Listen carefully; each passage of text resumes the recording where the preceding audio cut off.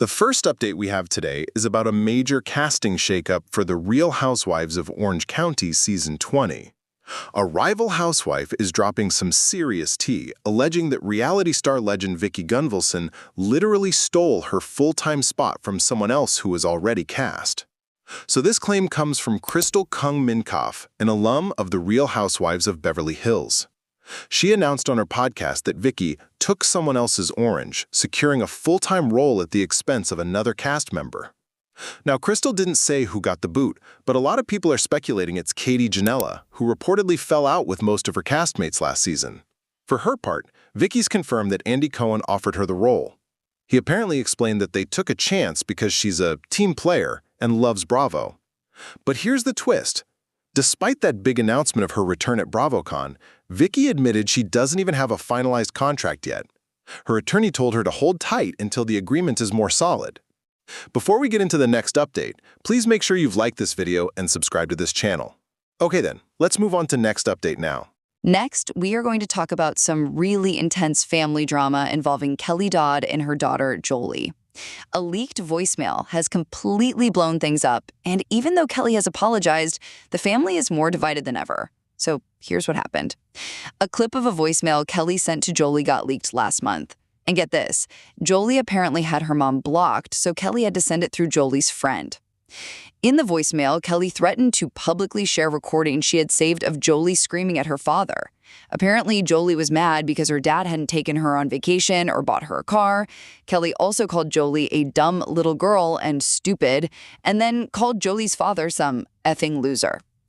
Her whole justification was that she was the one paying for everything, the car, college, health insurance, you name it.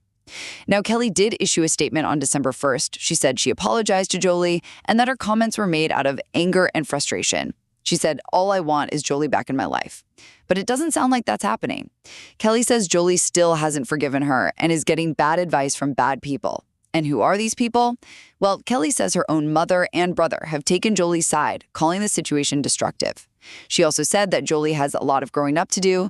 So this was today's update about the Kelly and Jolie Dodd family drama. Let's now move on to next update. Next, we are going to talk about a high-profile divorce case where reality television footage is being used as actual courtroom evidence. You know, former Real Housewives of Atlanta star Kandi Burruss isn't just battling her estranged husband Todd Tucker over money. She is literally bringing the cameras into the courtroom to prove her prenup is legally binding. So it all started when Todd filed his response to the divorce. He asked for primary physical custody of their 2 children and, crucially, challenged their prenup. He claimed his attorney wasn't present when he signed it, while Kandi and her legal team are using Bravo footage from their 2014 wedding special as evidence against him. The filing says the footage actually captured Todd announcing he was good to sign the documents, and it apparently shows him talking to his attorney both on and off camera. Some old clips have even resurfaced of them arguing about the prenup back then, where Todd called it "so business." He wasn't happy about a clause that said he'd have to move out within 30 days if they broke up. Now, on top of all that, there's the custody fight. Todd requested primary custody, citing Kandi's busy work schedule and all her travel. So Kandi fired back. She changed her initial request for joint custody to sole physical custody. Her argument is that they're both entrepreneurs who travel, but she has a nanny and a huge family support network all living nearby. So this was today's update about Kandi Burruss and Todd Tucker's prenup and custody battle. Let's now move on to next update. Next, we are going to talk about the really shocking legal trouble facing Mary Cosby's son, Robert Cosby Jr. He just pled guilty to 8 charges, including assaulting a cop. And it all went down just one day after his estranged wife, Alexiana, filed for divorce. So, Robert Jr., who's only 23, took a plea deal in a Salt Lake County court on November 25th. It actually knocked his charges down from 14 to 8. But the ones he admitted to are, well, they're pretty serious. We're talking 1 felony count for property damage, we're talking over $5,000 worth, assault on a peace officer, and even violating a protective order Alexiana had against him. The story behind the arrests it's wild. It all started back in September. He was accused of trying to get into his father-in-law's home, get this, through a dog door, and then actually attacking the man on his lawn. Then, a few months later, at that same house, police were called for vandalism. During the arrest, he allegedly bit a cop's hand. They had to tase him to get him under control.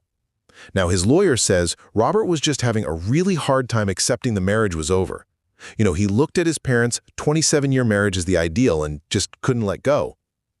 He has accepted responsibility for what he did, but he's going to stay in jail until at least February 2026, when he's due back in court. So this was today's update about Robert Cosby Jr.'s guilty plea and legal status. Let's now move on to next update. Next, we are going to talk about a major shakeup in Beverly Hills. After a difficult reunion left her feeling like she should quit the show, a long-running star is opening up about her new single status, revealing why one key friendship on the show suddenly feels more genuine. So Kyle Richards nearly walked away from the whole thing after that season 14 reunion. She was facing off with Dorit Kemsley, and the personal questions just got to be, in her words, too much. It even caused her to walk off filming.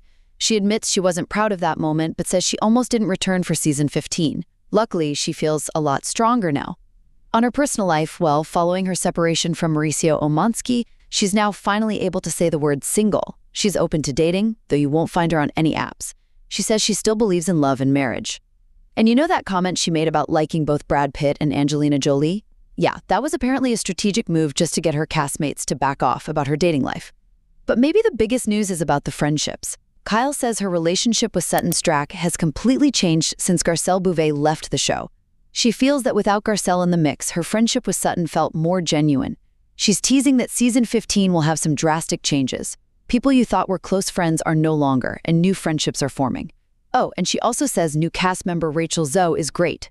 So this was today's update about Kyle Richards and the shifting dynamics of The Real Housewives of Beverly Hills season 15. Let's now move on to next update. Next, we are going to talk about how former RHOP star Monique Samuels is now pointing the finger at her ex-husband, Chris Samuels, claiming he's the one who leaked a private video of her and her new beau. It's a messy story of friendship, romance, and an alleged betrayal by a former spouse. So, a little background. Monique and Chris, who have 3 kids together, filed for divorce in 2023 after getting married way back in 2012. Monique recently opened up about the whole situation in an interview with Angela Yee. She talked about her friendship with Jason Weems, her former co-host. She explained how their relationship changed over time. At first, they were just great friends who only spent time together in the studio. But that quickly developed into what she called an amazing friendship outside of work, especially since Jason was giving her advice while she was going through her divorce. Monique said the friendship then turned very emotionally connected, and eventually it turned romantic. But here's the kicker. She made a really direct accusation about why this private video of them is now public. She said it's because my ex-husband actually leaked it. She even added that Chris has been legit showing the video to everybody. So how did Chris even get the footage? Monique claims he got it from a former friend of hers. The video itself shows them on a hiking trail, with Jason kissing her neck while she's laughing. It also shows them in a car, with Monique driving while Jason seems to be sleeping. So this was today's update about Monique Samuels' accusation that her ex-husband leaked a video about her new romantic connection. Let's now move on to the next update. Next, we're going to talk about Jen Shah. She's getting out of prison way, way earlier than expected. And while Bravo has made it crystal clear she will never be back on their network, a massive competing show is already talking to her team about her post-prison debut. So Jen was found guilty of fraud back in July 2022 and started her sentence in February 2023. It was supposed to be a 6.5-year term. Well, now she's scheduled to be released on December 10th.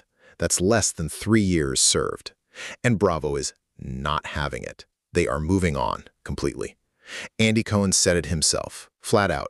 She is not coming back to RHOSLC. He doesn't even know if he could see Bravo working with her again, ever. This isn't just Andy either. Francis Berwick, the chairman at Bravo, confirmed that Shah's crimes were just less forgivable than what we've seen from other housewives who have returned. It's all about accountability for them. But, Bravo's no has opened a door for someone else. A production source is confirming that Dancing with the Stars is seriously looking at Jen Shah for their 35th season. Apparently, they're not afraid of backlash, and they see a chance to fill the void that Bravo is leaving. They've already been in touch with her people.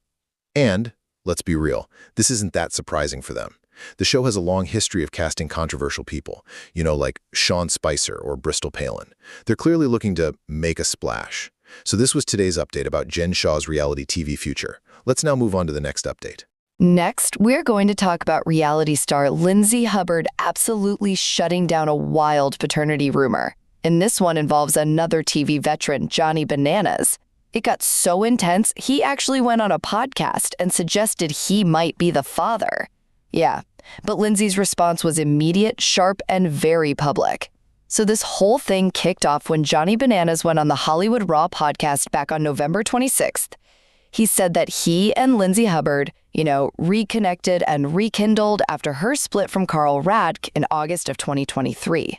So when Lindsay announced she was pregnant with her baby girl, Gemma, in July 2024, Johnny claimed that the timeline made it real scary for him. He even said he had to really go back and check if he was the father. Well, Lindsay was not having any of it. On December 3rd, she took to her Instagram story and called him out directly. She made it super clear what their relationship was or wasn't by telling him straight up, "You actually have to have sex to get pregnant, and last I checked, we never hooked up." And she didn't stop there. She accused him of just trying to get his relevancy from someone else. And then for the final hit, she said, "My baby is way too cute to be a bananas baby."